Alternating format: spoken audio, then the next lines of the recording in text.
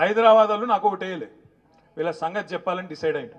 అవి ఏం చేస్తున్నాడు, హైదరాబాద్లో ఉండే గరీబోళ్ళు ఎవరైతే మనకు ఓటేసినరో ఆటో డ్రైవర్లు కావచ్చు, బస్తీలలో ఉండేటోళ్ళు కావచ్చు, వాళ్ళ మీద పగబట్టి ఇలా వాళ్ళు ఎంబడబడ్డాడు. నేను ఒక్క మాట అడుగుతున్నా, దయచేసి ఆలోచన చేయండి. ఈ ముఖ్యమంత్రికి నిజంగానే చిత్తశుద్ధి ఉంటే, నిజాయితీ ఉంటే, వాళ్ళ అన్నగానికి ఒక న్యాయం ఉంటుంది, మరి గల్లీలలో గరీబోళ్ళు ఉండే గల్లీలలో ఉండే పేదవాళ్ళకు ఒక న్యాయం ఉంటుందా? వాళ్ళన్న తిరుపతి రెడ్డి మీ కాన్స్టిట్యున్సీలోనే ఉంటాడు, ఎక్కడ కావురి హిల్సో అదేందో ఆడనో సెటిల్మెంట్లో అడ్డా, అది ఆ సెటిల్మెంట్లో అడ్డా మాదాపూర్లో ఉంటాడు. ఆడ ఉండి సెటిల్మెంట్లో అడ్డా నేను చెప్పలే, మీ ఎమ్మెల్యేనే చెప్పిండు నాకు. ఆ కథ కూడా చెప్తా ఒక్క నిమిషం. అయితే ఆ దుర్గం చెరువు ఎఫ్టీఎల్ పరిధిలో తిరుపతి రెడ్డి ఇల్లు కూడా ఉన్నది. తిరుపతి రెడ్డికేమో ఆయన ఇల్లు ముట్టుకోవాలంటే ఆడ చుట్టూ పోలీసు వాళ్ళు రక్షణ, ఆయనకు మొత్తం అంగరక్షణ, చుట్టూ మంది బల్గం, అర్ధబలం, అంగబలం అన్నీ ఉన్నాయి. తిరుపతి రెడ్డి ముట్టాలంటే మన అధికారి ఉంటాడా, ఊసిపోతాడు కదా. అందుకే తిరుపతి రెడ్డి ముట్టరు. ఏం చేస్తారు తిరుపతి రెడ్డికి, అన్నా నీకు నోటీస్ ఇస్తున్నా, నీ దగ్గరికి కూడా రాను, ఇవ్వకపోతే వాళ్ళు తిడుతురు టీఆర్ఎస్ వాళ్ళు, కాబట్టి నీకు నోటీస్ ఇస్తా, నువ్వు కోర్టుకు పో, నువ్వు పోయి తెచ్చుకో, ఏదో ఒకటి కింద మీద పడి ఒక ఆయుధం తెచ్చుకో, దాన్ని పెట్టుకొని నేను ముట్టా అని చెప్తారు. అదే గరీబ్ గాడు ఉన్నాడు అనుకో, తెల్లారి 3 గంటలకు బుల్డోజర్లు వస్తాయి ఇంటికి.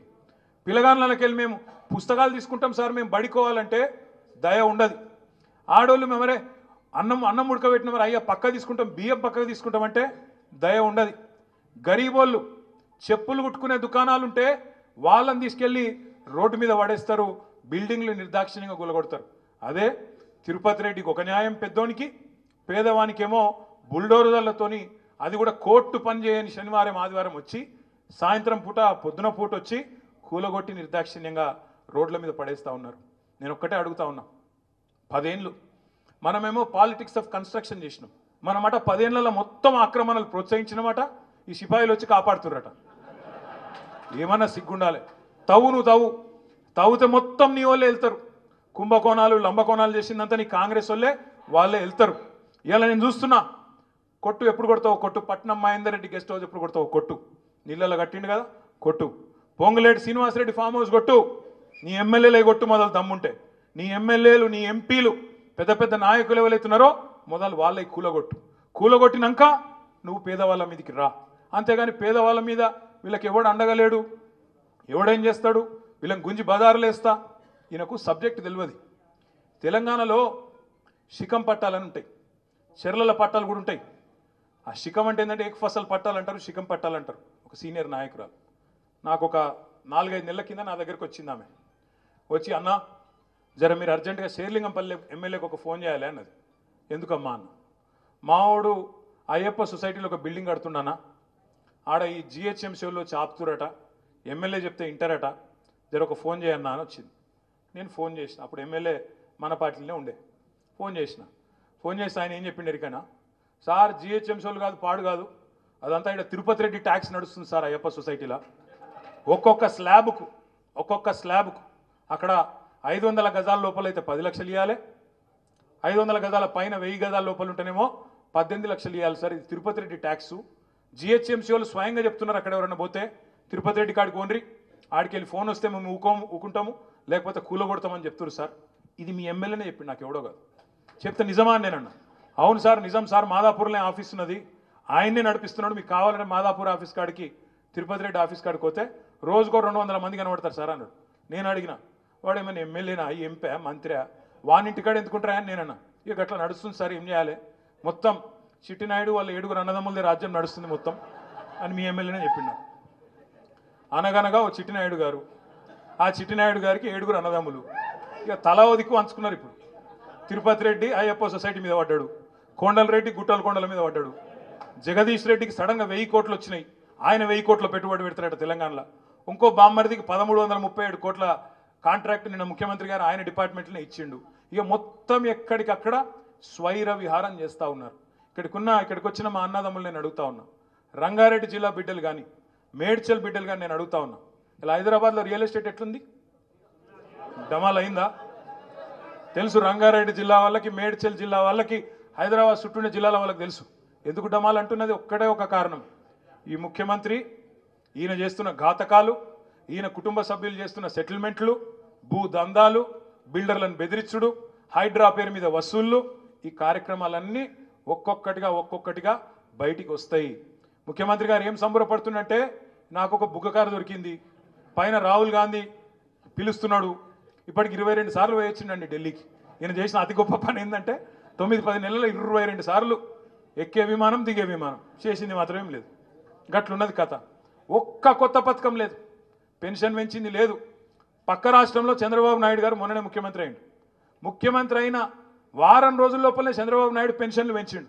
మరి నాకు 10 నెలలు అయింది, నీకెందుకో పెంచేస్తలేదు, నీకెందుకో ఇచ్చిన మాట యాదికి లేదు. 100 రోజుల్లో చేస్తా అన్నాడా లేదా? 100 రోజులు అన్నాడా? మరి చేస్తున్నాడా? చేస్తలేడు. అందుకే నేను మీ అందరితో ప్రార్థించేది ఒకటే, మనకు తాత్కాలికంగా కొంత ఇబ్బంది ఉండొచ్చు, ఎమ్మెల్యే వేయండి కావచ్చు, గెలిపించిన కార్పొరేటర్లు కూడా కొంతమంది జంపు కావచ్చు, మీకు బాధ ఉండొచ్చు, కొంత ఇబ్బంది ఉండొచ్చు. కానీ నేను మిమ్మల్ని కోరేది ఒకటే, ఎలక్షన్లు వస్తాయి, మళ్ళా అల్టిమేట్గా ప్రజల తీర్పే శిరోధార్యం ప్రజాస్వామ్యంలో. అవి కార్పొరేషన్ ఎన్నికలు వస్తాయి. అదేవిధంగా శేర్లింగంపల్లి ఉప ఎన్నిక కూడా ఖచ్చితంగా వస్తుంది, మమ్మాటికి వస్తుంది. మీ దానిలోకెళ్ళే కొత్త వాళ్ళు ఎవరు రారు, మీ దానిలోకెళ్ళే ఒకరు తప్పకుండా ఎమ్మెల్యే అవుతారనే మాట కూడా నేను మీకు విజ్ఞప్తి చేస్తా ఉన్నాను. కార్పొరేటర్లు కూడా 10 మందిని, చాకుల్లాంటి కార్యకర్తలను, చాకుల్లాంటి నాయకులను, పోయినోళ్ళ జాగాలు కూడా 10 మందిని తప్పకుండా కొత్త కార్పొరేటర్లను చేసే జిమ్మెదారి కూడా పార్టీదే, మేమందరం కూడా తీసుకుంటాం. ఇప్పుడే అక్క చెప్పింది, సబితక్క చెప్పింది, కృష్ణారావు గారు చెప్పినారు, మిగతా సోదరులు కూడా వేదిక మీద ఉన్న వాళ్ళందరం మీకు ఒకటే మాటిస్తూ ఉన్నాం. శేర్లింగంపల్లిలో ఇంకొకడ హైదరాబాద్లో ఎక్కడ మీకు కష్టం వచ్చినా, ఎక్కడ మీకు ఇబ్బంది వచ్చినా క్షణాల మీద, ఎందుకంటే అందరం హైదరాబాద్లో ఉంటాం, క్షణాల మీద మీ దగ్గరికి ఉరికొస్తాం. తప్పకుండా అన్ని రకాలుగా మీకు అండగా ఉండే బాధ్యత మాది.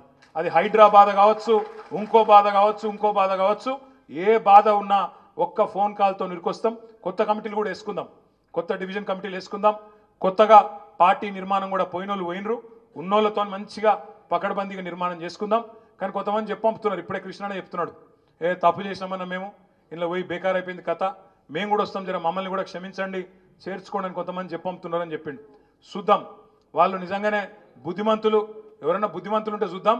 ఇక బుద్ధిహీనులు, పనికిరానోడు, మనకు ప్రజల ఆల్రెడీ ఖర్చు అయిపోయింది అని అనుకుంటే ఇడిచిపెడదాం. కానీ ఒకటి మాత్రం పక్కా, ఇవాళ రాష్ట్రం మొత్తంలోని ప్రజలు, నిన్న మీరు చూసినారు, ఒక ముస్లిం సోదరుడు మాట్లాడుతున్నాడు నిన్న సోషల్ మీడియాలో, అన్నా కేసీఆర్ అన్నా आप याद आ रहे हमारे को, आप जल्दी वापस आओ, कहाँ भी है आप, जल्दी आना वापस, मैं ये लोग बहुत सता रहे हमारे को అని చెప్పి నిన్న ఒక ముస్లిం సోదరుడు మాట్లాడుతూ ఉన్నాడు. ఒక సోదరుడు జేసీబీ వచ్చి, బుల్డోజర్ వచ్చి ఆయనను కొట్టేస్తుంటే, ఇల్లు కొట్టేస్తుంటే ఆయన గట్టిగా ఆక్రందనలు చేస్తున్నాడు. అన్నా కేసీఆర్ అన్నా నువ్వు రావాలే, ఎక్కడున్నా మమ్మల్ని కాపాడాలని చెప్తా ఉన్నాడు. రాష్ట్రం మొత్తంలోని ప్రజలు కూడా కేసీఆర్ తిరిగి రావాలి అని చెప్పే రోజు ఎక్కువ దూరం లేదు, తప్పకుండా సందర్భం వస్తుంది. మళ్ళీ పేదల కండగా, మళ్ళీ హైదరాబాద్ ప్రజల కండగా బీఆర్ఎస్ఏ ఉంటుంది.